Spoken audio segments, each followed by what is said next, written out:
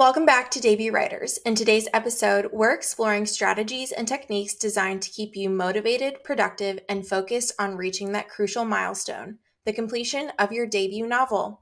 Whether you're navigating plot twists, fine-tuning characters, or tackling the challenges of daily writing, we're going to discuss ways to maintain momentum and achieve your writing goals on schedule. In our previous episode, we discussed whether or not you should put together an outline prior to writing. And the overall takeaway was yes, but. We also don't want to be so rigid that we don't allow the story to naturally progress and also stifle finding your voice as a debut writer. So, Bree, you've worked with numerous authors on writing their first novels. What were some of the challenges you've seen them face during that process?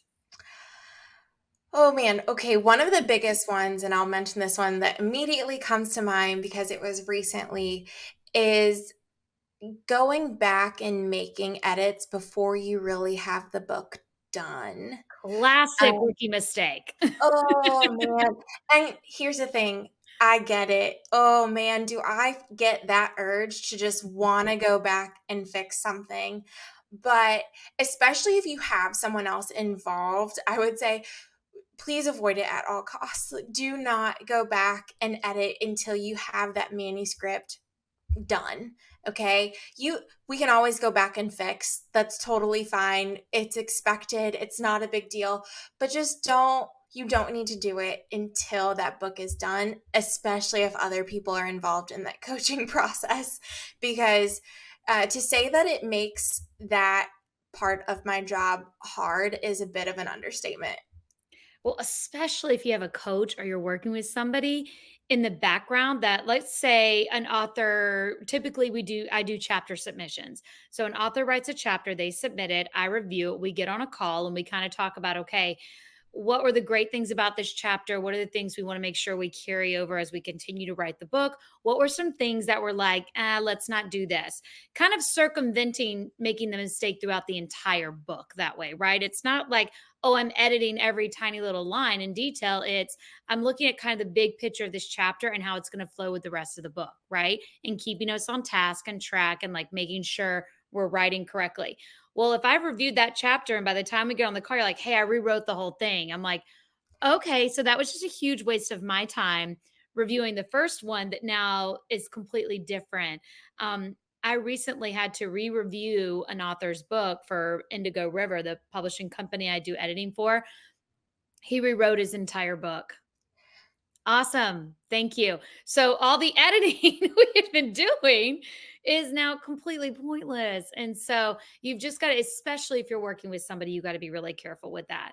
I also recommend, like, if you're doing it on your own. So when I sat down and wrote A Lost Woman, again, pantser, vague understanding, I'm writing, and then OMG, it's an epiphany.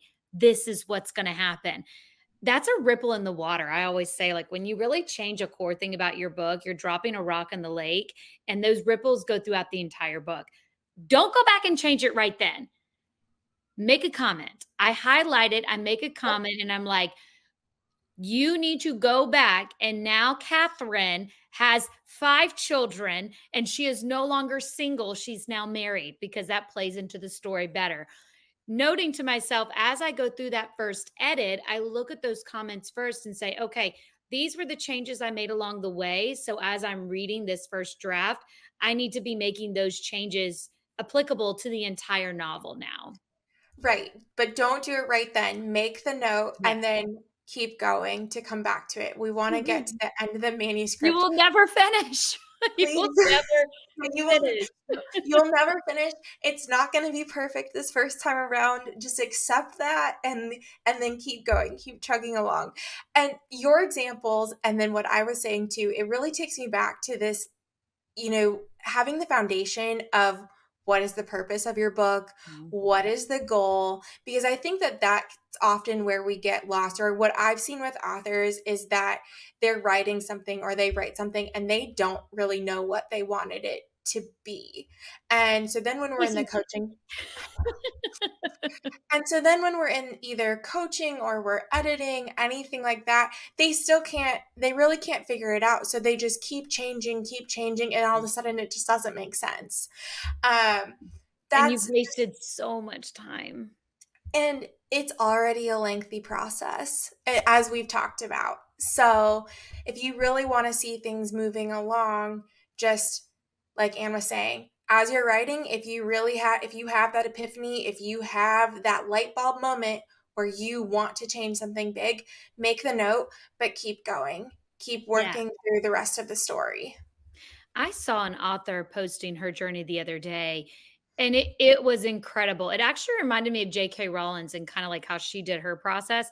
But before she ever even started writing the novel, she just has this idea, right? She world builds. She made all these note cards and she's world building all this stuff. And then she's character building and then she's matching the characters, matching the world.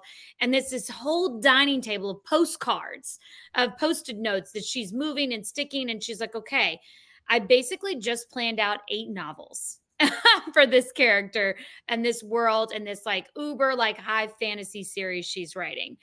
Then she wrote, then she printed it out. Now she's editing. And I mean, it's like a thick thing. All that to say, this is going to be an extremely time consuming process. We talked about that on the very first episode. Let's be realistic. How much time are you honestly going to spend on this? And it's a lot. Don't make that worse on yourself. Don't make it worse by trying to edit in the moment or trying to make these big changes and go back. And I cannot tell you, a lost woman for years, I could never get past the first 50 pages.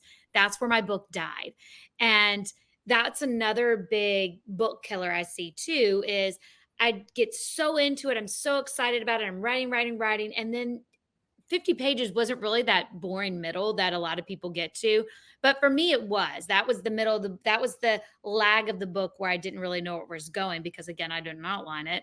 And I didn't really know where I was going with it. So I'd step back from it.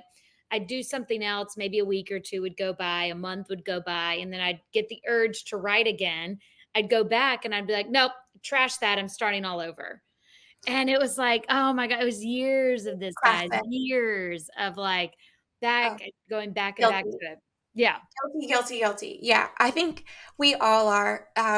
But it makes me think about so we've said it before on this podcast. Ultimately, you need to figure out what works for you. So, what's Mhm. going to help you stay disciplined and what's going to help you be motivated. We hope these tips help you. There's a variety, and we want you to find what works for you. But then once you do, you need to stick with it. And just know that none of that is wasted. So what you're talking about with the postcards or the sticky notes or needing to Mhm. print it out once you have written it to go back. I was talking with Allison Larkin once. She's the author of The People We Keep, and she was the one that said, she goes, none of that's wasted. Like, Mhm. if you needed to sticky note your entire novel before you were able to write it out, that's not wasted. If you needed to print the whole thing to like reread it once you had that, that's not wasted. If you needed to do all of that just to figure out what works for you to write your book, Mhm. that's not wasted. But all of these people that we mentioned we've either worked with or we've talked to, these are the thing, or for ourselves, they're the things that like other people have gone through to help you figure out what works best for you to stay disciplined to finish the book. Yes, and in our previous episode, we talked about what does that writer's schedule look like? And it looks like establishing a certain amount of time a day that you're going to devote to this and that you're going to write so you don't go completely insane by like spending 12 hours on your book like I did in a single day. Um, Understanding your writing process in the sense of like how much can you write, how much brain power, how many hours can you physically stay focused on the book too, and then mapping that out. What's your plan, what's your goals for having that book done, just like your outline. It doesn't have to be rigid, you don't have to be like stuck in that. There were days where something that I found really useful was I also write for a mom's blog. And on the days where I didn't feel inspired to write my book, I would get inspired to write an article. And so I transitioned and I was still writing during that time. I just might not have been writing to the book. And that's fine because you're still using those creative juices, you're flowing, because no matter sometimes when you're writing something else, then you get that aha moment with your book. Um there's we've talked about this before. I'd be writing scenes and I'm just like, this is the worst scene. There's no way this staying in the book. This is not good. And but I powered through because it led to a beautiful scene. It led to a beautiful Yeah, moment that I don't think I would have gotten there if I hadn't powered through kind of that scene that I didn't like so much. So some of those things like when you're feeling blocked or you're feeling stuck, remember your writing schedule, remember your goal, remember your purpose, and just stay on track is the biggest thing because I think this stat is something like crazy. Like over 2 million people dream of writing a book, yet the number of writers who will actually go on to finish their manuscript is about 3%. And then out of that 3%, only 20% will actually get published. So very, very, very small margins. And so set yourself up for success and really know what it is, what it's going to take out of you to get that done. And for me, it was I have to sit down and I have to eliminate all distractions for a week or two to get that novel written very quickly. It is a very poor first draft, though, and I spend a ton of time in that editing process. So, but I learned that that's what I needed because writing just a few hours a day, I can't get anywhere with that. And what if I'm not inspired during that time? Which yeah, kind of leads me to another thing. I think when you're writing, if you're feeling a lack of inspiration.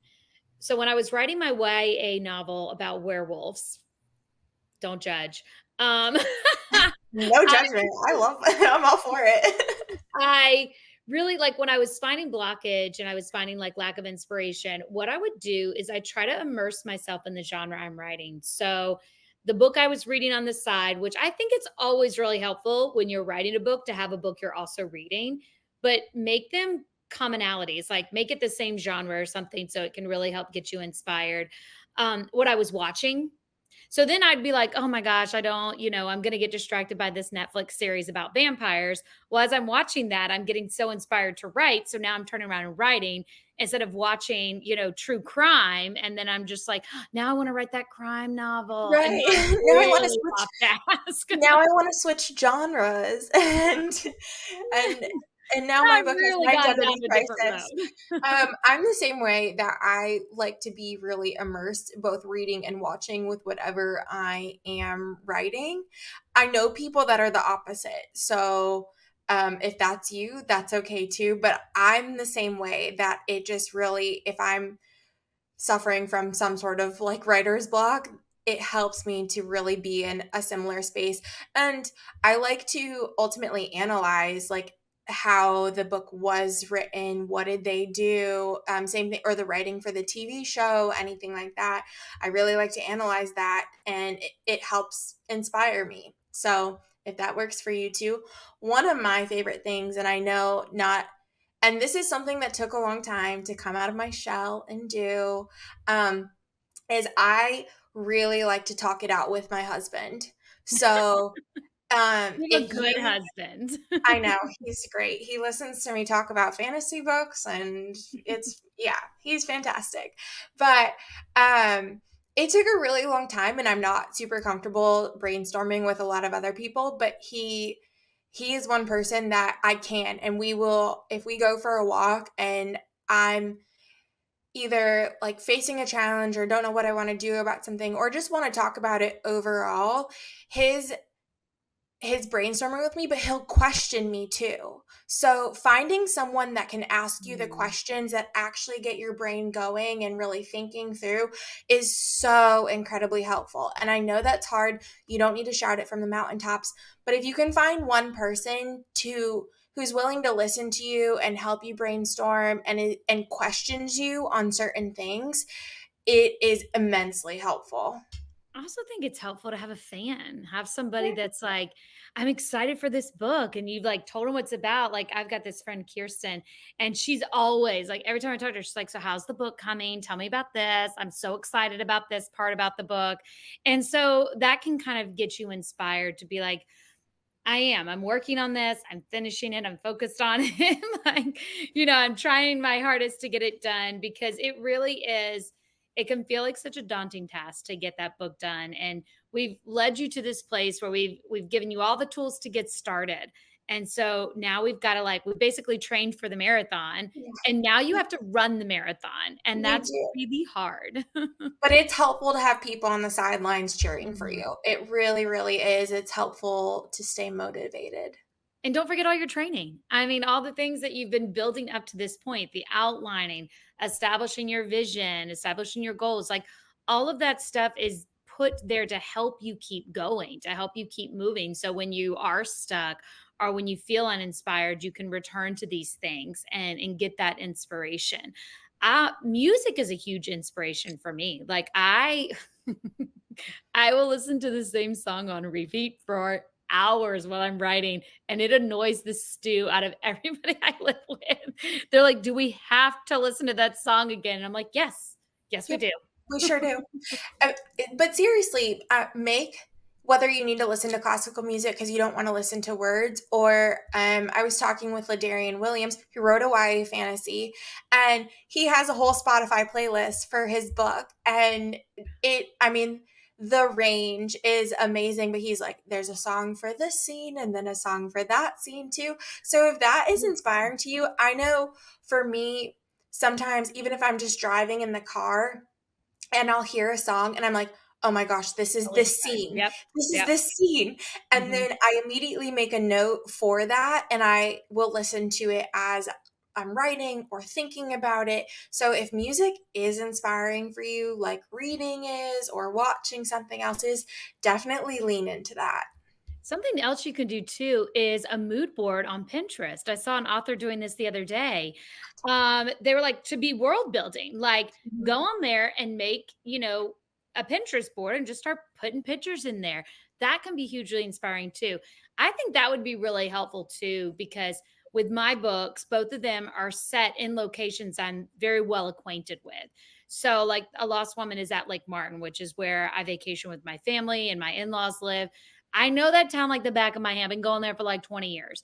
So when I'm talking about the details and like the town and the places, I understand those so well. Like when we talked to Jenny Myers saying, she says she leads with a setting. Like that's kind of what inspires her the most is I love seeing a that. town and is I know. And then like she develops this whole story around a setting.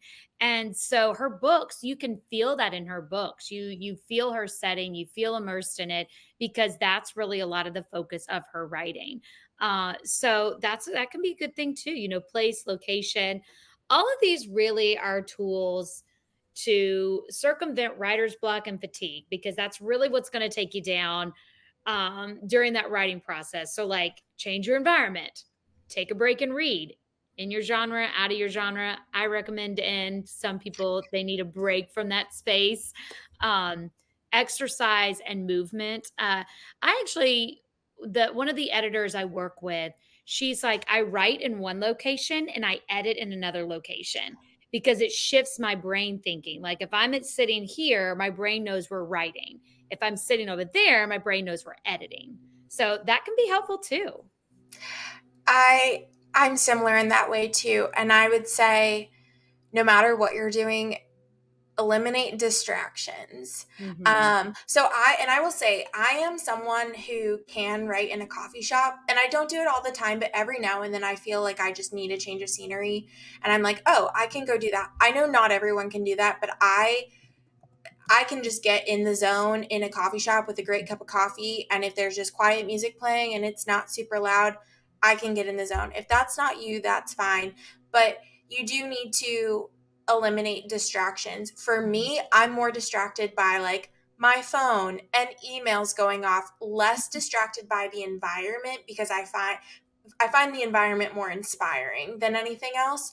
So whatever is distracting for you, make sure it's not on or there when you're dedicating that time to writing. So I was working with a writer and she got a very specific computer to do her writing on, but it was the only thing she could access was like her her project.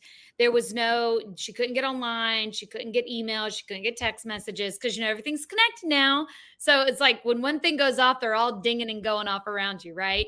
And even like in the middle of this, I can see text messages coming through. I can see emails coming through, and it makes me anxious because then I'm like, oh no, do I need to attend to that? And I'm like, no, nothing is that serious. Like, you're fine. I have to remind myself that a lot. Like, nothing's that And serious. It's okay. Unless it's a text from the kid, like, you're okay.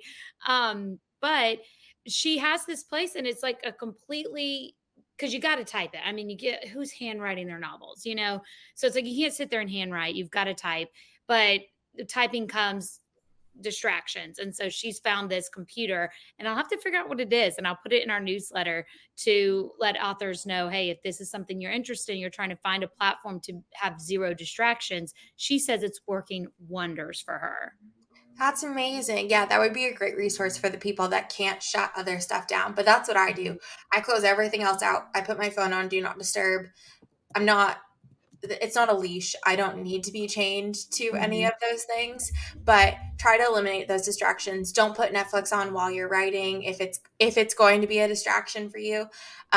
There's some things I can put on and it's background noise and it doesn't bother me, but like if I like to pretend it's not going to distract me, but it does.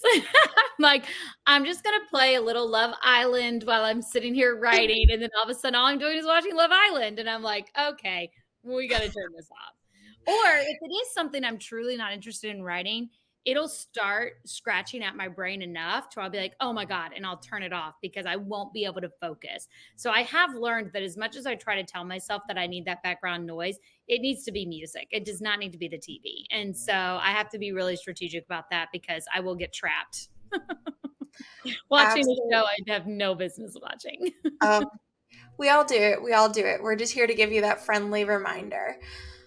Ultimately, what we're trying to tell you is that you need to keep moving forward. You Mhm. don't need to look back. You cannot have a book and you won't have anything to edit if you don't finish it. And so just getting that manuscript on paper or in the computer is what our goal is right now. And we hope that these tips help you to do that, to push through the writer's block because it happens to all of us. We all face it. Yes. And next week, we're going to be talking about how to find your writing process. So, like, what are some of the options in terms of basically templating out some writing processes for you to really try out and see what is going to work best for you so you can set yourself up for success. Thank you for tuning into this episode of Debut Writers. Make sure to check out our newsletter for your 3 T's and subscribe to never miss an empowering conversation. Stay inspired and keep writing.